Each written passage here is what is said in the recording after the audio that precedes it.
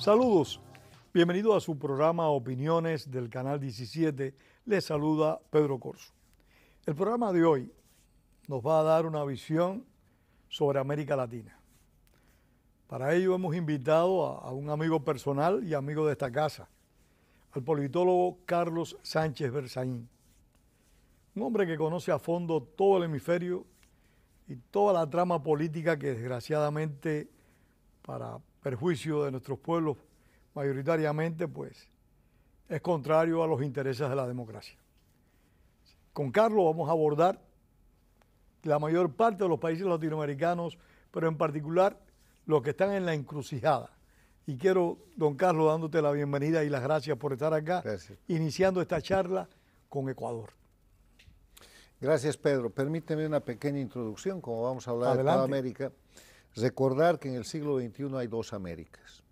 Una América democrática, donde hay respeto a los derechos humanos, Estado de Derecho, separación e independencia de poderes públicos, elecciones libres y limpias y libre organización política, democracia.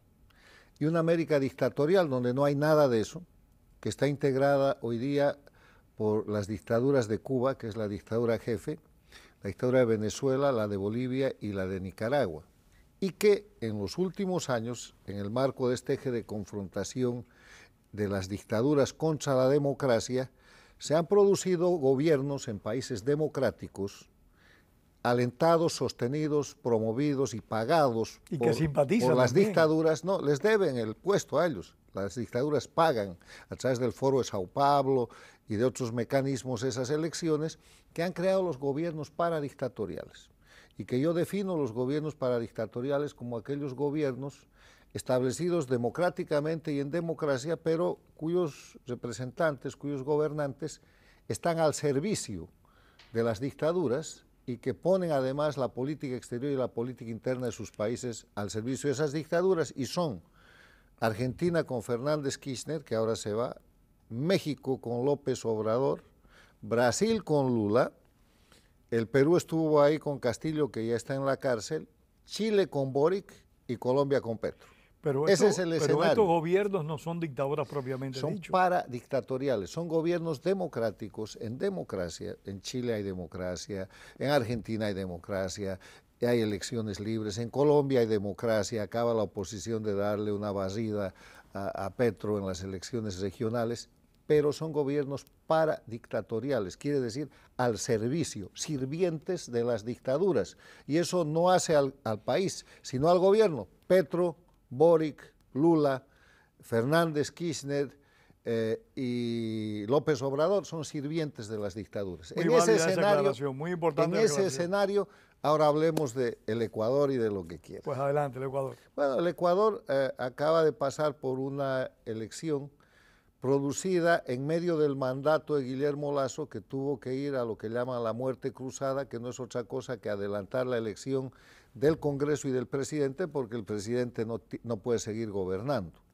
Entonces vino una elección marcada por el asesinato de quien sería seguramente hoy el presidente electo, Fernando Villavicencio, que fue muerto por los grandes alcances del socialismo del siglo XXI, del castrochavismo. Su muerte está en investigación. Pero lo curioso es que después de muerto, de asesinado, ese mismo día matan al sicario que disparó y después matan a 6 de los sicarios más que estaban en las cárceles del Ecuador. O sea, limpiando todo el Cualquier vestigio de de los que alguien- autores materiales. Sí, señor. Pero ahora lo que hay que buscar nacional e Los internacionalmente... autores intelectuales. Eso es, y en eso están. Entonces, en ese contexto se hace una elección en la cual van a segunda vuelta la candidata del correísmo, Luisa González, queriendo que el correísmo y el castrochavismo ecuatoriano, que es ese, regrese, y en la otra mano termina en la segunda vuelta el candidato Noboa, joven, 36 años, parlamentario, hijo de una de las fortunas más grandes del Ecuador, y gana la elección. Hoy día el presidente electo, que va a tomar posesión el 1 de diciembre, es el diputado Noboa, que ha ganado la segunda vuelta con un margen muy importante y que tiene los desafíos, primero, de la seguridad, tiene que terminar el proceso de transición a la democracia que empezó el presidente Lenín Moreno y que ha sido interrumpido por el mal gobierno del presidente Lasso. ¿Considera que Lasso hizo un mal gobierno? No, no lo considero yo, lo consideran los ecuatorianos y él mismo que ha tenido que adelantar la elección porque si no hubiera terminado su mandato. Y ese es un problema porque deja una tarea al presidente Noboa que llega solo para completar el periodo de Lasso, que es 1 año y pocos meses, y después hay otra elección. Eso genera inestabilidad indiscutiblemente. Bueno, ese es el tema, pero por lo menos el Ecuador salvó su democracia y está en manos de un joven en el que hay mucha esperanza. Ahora, esa esperanza está frenada por la realidad objetiva que muestra que ese es un gobierno de minoría, es un presidente con una representación muy pequeña en el Parlamento, en lo que llaman la Asamblea, que es unicameral en y el presidente que resultó electo ahora para cumplir el tiempo del saliente, ¿puede postularse nuevamente? Sí, ¿Puede ir a la reelección? Se puede postular, Noboa se puede postular. Entonces es un escenario en el que personalmente yo creo que el presidente tiene una sola salida: establecer un gobierno de unidad nacional con una agenda de unidad nacional. ¿En esa unidad nacional tú incluyes a la gente de Correa? Obviamente que no, porque lo que hay que hacer es desmontar... Porque eso es caos nacional, incluye. Es desmontar el correísmo. Lo que se hace cuando un país sale de una dictadura es terminar con 2 cosas. Tienes que terminar con su sistema jurídico, porque ellos crean un sistema jurídico para la dictadura, y tienes que evitar y terminar con la impunidad. En el proceso de transición a la democracia que empezó el presidente Lenín Moreno, él hizo lo segundo. Él terminó con la impunidad, dejó que la justicia vuelva a ser aceptablemente independiente y esa justicia dictó sentencias, entre otras, de 8 años de cárcel por corrupción contra Correa, que es una sentencia ejecutoriada. Hoy día Rafael Correa es un prófugo de la justicia ecuatoriana y una de las cosas que no hizo el presidente Lasso fue ejecutar esa sentencia. En una especie de complicidad con Correa nunca tocó el asunto. Además, el vicepresidente de esa época estaba en la cárcel y el presidente Lasso permitió que salga una serie de cosas. La impunidad ha sido tocada, pero tiene que ser continuada. Y lo que empezó también Lenín Moreno fue quebrar el mecanismo institucional de las leyes. La propia Constitución y las leyes hechas en el Ecuador están hechas para la dictadura. Entonces tiene que haber un gran consenso nacional y ojalá lo pueda encabezar el presidente electo Noboa para quebrar el sistema jurídico de la dictadura y reemplazarlo por uno democrático. Ese es el gran desafío del Ecuador. La democracia está triunfando, hay gran expectativa, hay grandes desafíos. Y este no es un tema de derechas o de izquierdas, es un tema de buen o mal gobierno y el mejor deseo es que el presidente Noboa pueda hacer un buen gobierno. Carlos, la situación de Argentina, ¿qué te parece con los resultados de estos últimos comicios donde hay una segunda vuelta en la que no se puede descartar el triunfo de los candidatos de Fernández Kirchner? La Argentina presenta un escenario muy especial. Primero, es un país con democracia, bajo control de un gobierno paradictatorial. Fernández y Kirchner están totalmente al servicio de Cuba, de Venezuela, de Nicaragua, de la dictadura boliviana, cuyo retorno han permitido. La Argentina de Fernández Kirchner ha sido la plataforma para el retorno a la dictadura que tiene hoy Bolivia el año 2020. Entonces, es una democracia que sufre además con una gran crisis económica. Y ahí se presentaron 3 candidatos importantes en las elecciones primarias. El candidato que resultó victorioso en esa elección primaria, que fue un outsider, que representa un grupo libertario, de Milei, y que también ha ganado, ha salido segundo, ha clasificado en la primera vuelta. Salió segunda la señora Patricia Bullrich de Juntos por el Cambio, que ha sido eliminada en la primera vuelta, ha perdido la elección, y salió tercero Massa, que es el candidato que viene del oficialismo, pero que yo no estoy seguro que sea el candidato del kirchnerismo, porque a través de los debates y de la primera vuelta y del resultado de la primera vuelta, que ha sido ganado por Massa, se ha visto una situación en la cual Massa se ha desmarcado grandemente de lo que es el gobierno de Fernández Kirchner. Los conocedores de la política argentina, entre los que yo no me cuento, me han dicho que Massa durante una buena parte de su vida política repudió el kirchnerismo y fue contrario a la señora Fernández. No, fue incluso aliado de Macri. Iba a formar parte de Juntos por el Cambio. Y después terminó de presidente de la Cámara de Diputados en el gobierno de Fernández Kirchner y en el momento de mayor crisis negoció ser el ministro de Economía, que es hoy día. Pero en toda su campaña electoral lo que ha hecho Massa es separarse de lo que es el posicionamiento, digamos, castrochavista de servicio a las dictaduras que tienen Fernández y Kirchner. Y uno de sus últimos desmarques que se ha producido esta semana es el referido al ataque terrorista de Hamas contra Israel y la guerra que eso ha desatado. Un funcionario, un ministro del gobierno de Fernández Kirchner salió a apoyar a Hamas. Y de inmediato Massa corrigió y dijo que él no estaba con eso y que la razón y la justicia está de parte de Israel. Eso te muestra la distancia. O sea, si gana Massa, yo no diría que ha ganado el kirchnerismo, ni que eso es una reproducción. Yo diría que más bien, si gana Massa, este va a ser el entierro elegante del kirchnerismo. Si gana Milei, va a ser el entierro violento del kirchnerismo, pero el kirchnerismo está enterrado. ¿Tú crees que no resucita? No, está, porque además el kirchnerismo es una deformación del peronismo. Pero ese mismo peronismo que fue el que fundó la política clientelar, que el kirchnerismo lo ha profundizado aún más. Mira, el peronismo es populismo y ha tenido varias expresiones. Una expresión seria de ese populismo fue el gobierno de Carlos Saúl Menem, 10 años de gobierno, toda la década del 90. Una expresión miserable de ese populismo porque no es un populismo local, no es argentino, sino se subordinó al castrochavismo, a Cuba y Venezuela, es el de kirchnerismo, con ellos. porque además es hipercorrupto y además es antinacional. El kirchnerismo, la característica que tiene es que agarra el populismo peronista y lo vuelve antinacional, antiargentino, porque empieza a entregar la Argentina a los chinos, la vuelve al servicio del narcotráfico, es la plataforma para reponer la dictadura en Bolivia, desconoce el propio interés nacional de la Argentina como gran potencia que en un momento fue para subordinarse a Cuba y Venezuela. Entonces, lo que viene en la elección de la segunda vuelta, que se va a celebrar este mes de noviembre en la Argentina, es la disputa entre quién ha salido primero en la primera vuelta, que es Massa, Sergio Massa, que es un peronista, populista, el ministro del gobierno actual, pero que yo no diría que es kirchnerista, y que no va a reproducir, en mi criterio, el gobierno de Fernández Kirchner, porque se está desmarcando lo más violenta y drásticamente que puede de él. Seguramente la inseguridad que tendremos con Massa serán algunos márgenes de impunidad para sobre todo la señora Kirchner, que ya tiene impunidad en este momento.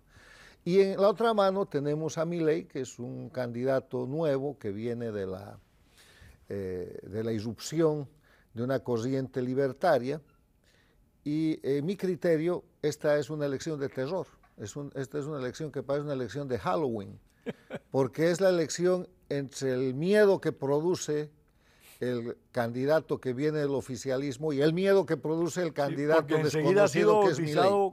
Como el candidato de la extrema derecha. Bueno, es que el tema de la derecha o no, pero son sus actitudes.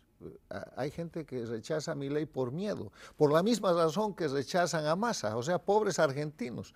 Yo escribí un artículo que fue muy reconocido en la anterior elección de Argentina, donde dije que Macri había llevado a la Argentina con su mal gobierno a una elección entre el mal gobierno y el crimen organizado, que era Kirchner, y ganó el crimen organizado. Hoy día la situación argentina, el fracaso de la oposición de Juntos por el Cambio, porque es un fracaso muy serio, y el desmarque del oficialismo que hace Massa, ha llevado a la Argentina a una elección de terror, donde los argentinos van a terminar votando por el candidato al que menos miedo le tengan, porque le tienen miedo a los dos. Esa es la Argentina. Está muy interesante. Elecciones a los Halloween. Me gusta. Es una elección de Halloween. Me gusta mucho el término. Pero no solo el pueblo argentino está Pero una en elección, esas ¿sabes? elecciones a los Halloween. En democracia. Hay muchos países que están enfrentando elecciones a los Halloween, Carlos. Bueno, a ver, hay otro tema de crisis que está en Guatemala. Ha ganado la elección un candidato de izquierda Ahí tú que tienes no le un caso. gusta a nadie, pero le tienen que entregar el poder. Sí. Y el gobierno está haciendo todo lo posible para no entregarle el poder y utiliza la fiscalía y hay amenazas de quiebre de la democracia. Es un tema que hay que mirar porque yo quiero reiterar una cosa.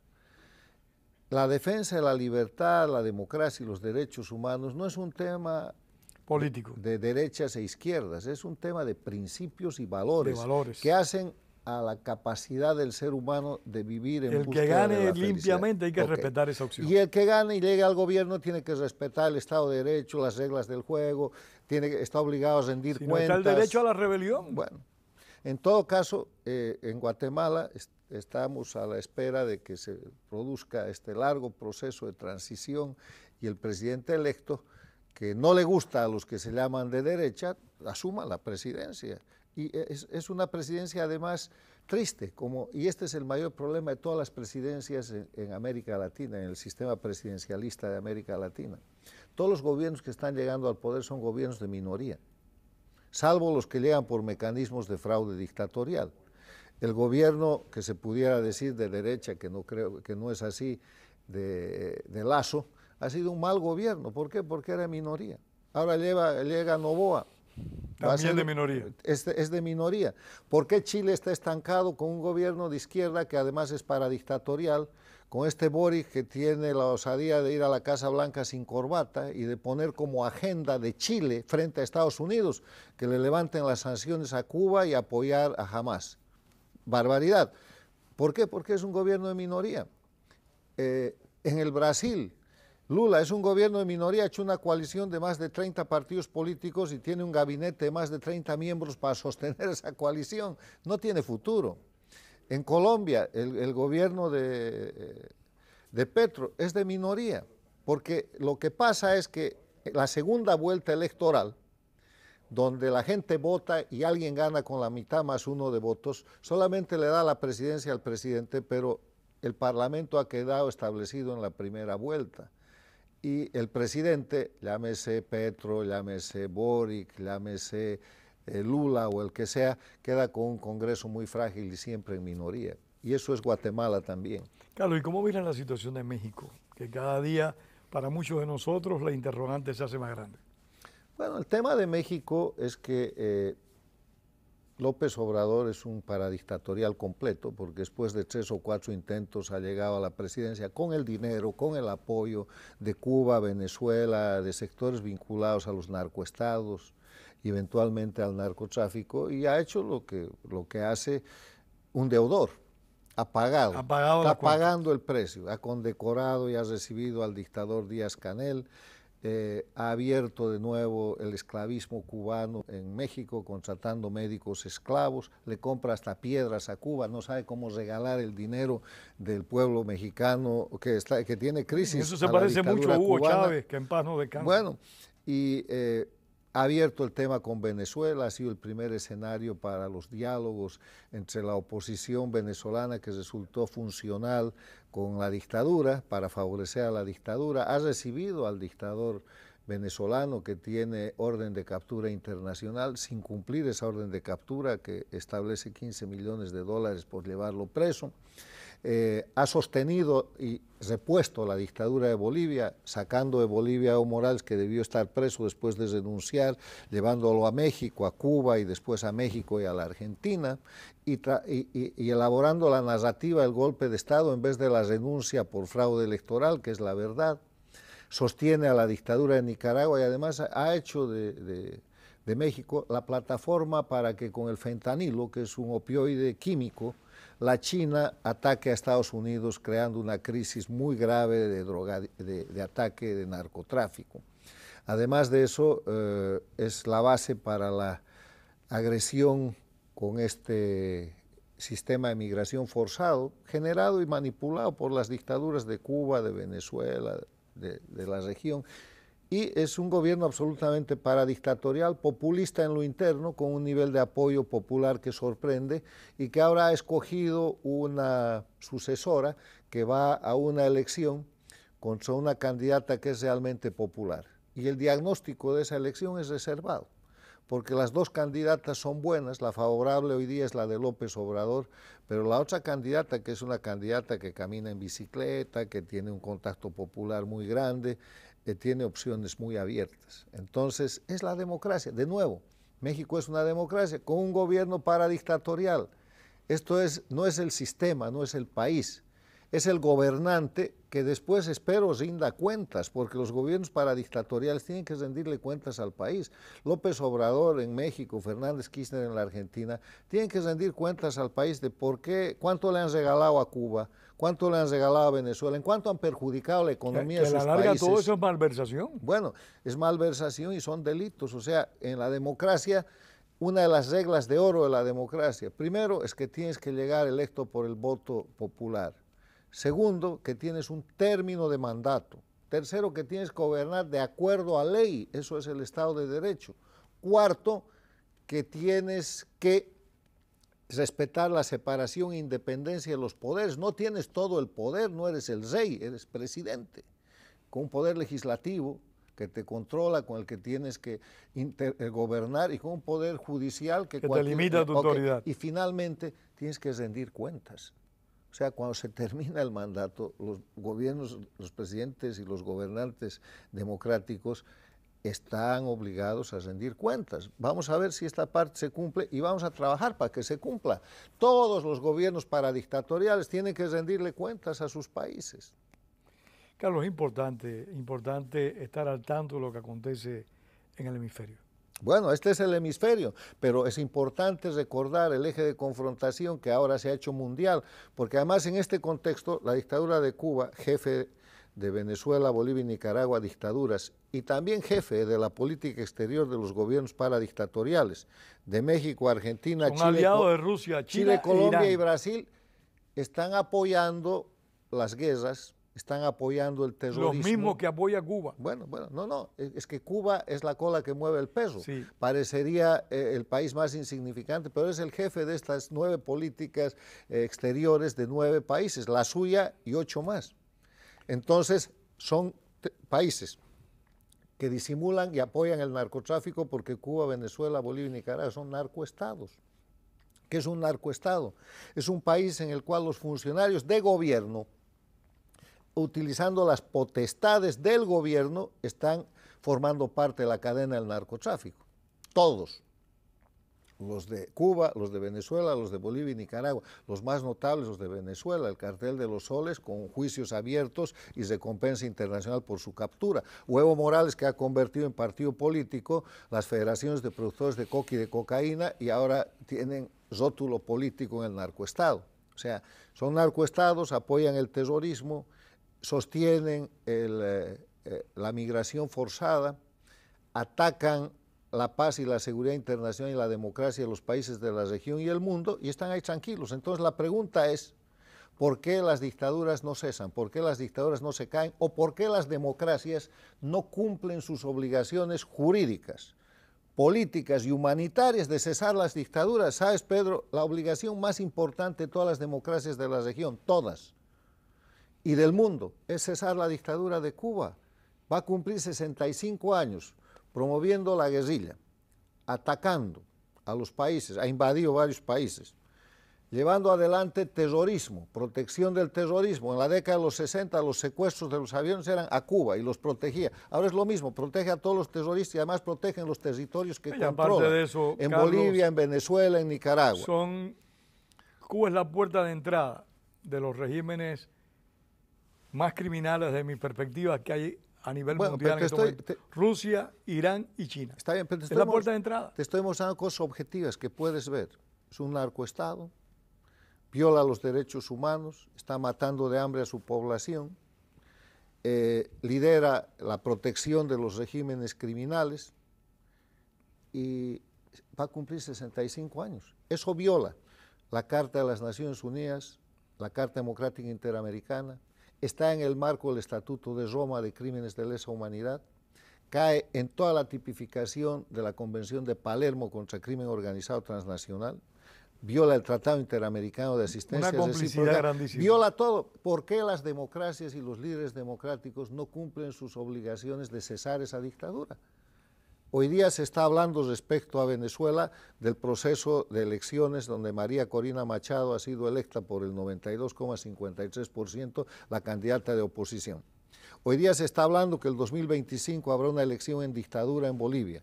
Hoy día se está hablando que la dictadura de Nicaragua tiene más de 100 presos políticos después de que ha expulsado a 222.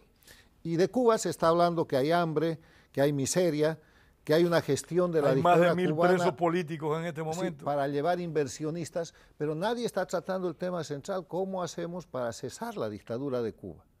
De una manera directa o indirecta se habla de cesar la dictadura de Venezuela, de Bolivia y de Nicaragua, pero la de Cuba se habla de sostenerla. Y hay que cambiar esa agenda. La agenda principal en América y en el mundo es cómo terminar la dictadura de Cuba, cumpliendo... Desgraciadamente, Carlos, tú tienes esa visión. No, es la obligación pero legal. La mayor parte de los analistas y de formadores de opinión no tienen esa visión. Es más, te puedo decir, la mayor parte de los opositores a los regímenes de Venezuela, de Nicaragua y Bolivia no atacan a la dictadura cubana. Pedro, no es una visión. Yo estoy haciendo análisis. Esto no es buen deseo, esto es topografía. Y en el análisis resulta que hay obligaciones jurídicas, te he enunciado todos los tratados y hay más que no cumplen los líderes democráticos. Hay obligaciones humanitarias, presos políticos, torturados, hambre en el pueblo de Cuba que hoy día está comiendo de acuerdo a informe de Naciones Unidas. El cubano que vive en Cuba solo ingiere menos del 50% de los carbohidratos y proteínas que necesita. Entonces estoy hablando de ley, pero además y de humanismo, de obligación humanitaria, pero además de interés propio. Desde ahí conspiran contra todas las democracias. Que de ahí sale todo el mal. Ok. Ese es el foco del mal. Lo vamos a decir hasta que los líderes democráticos lo entiendan y cumplan sus obligaciones. Y como cubano te lo agradezco y permíteme un segundo. Es un problema de América Latina y del mundo, estamos no de acuerdo. De Cuba. Quiero decir que Carlos acaba de sacar su penúltimo libro, La lucha contra las dictaduras, y en este título muy interesante, tiene amigos de mentira y enemigos de verdad. Son varios ensayos que nos presenta Carlos Sánchez Berzaín, su último libro, su libro más reciente, que ya fue presentado. Así que, Carlos, muchas gracias por traernos esto y lo leeremos. Ese es el tema. ¿Por qué las dictaduras sobreviven? Cuba 65 años, porque hay amigos de mentira y enemigos de verdad. Muy cierto. Muchas gracias a Carlos Sánchez Berzaín. Gracias a ustedes por haber estado con nosotros y tengamos siempre presente lo que decía el apóstol José Martí. La palabra es para decir la verdad y no para encubrirla. Hasta el próximo domingo. Gracias.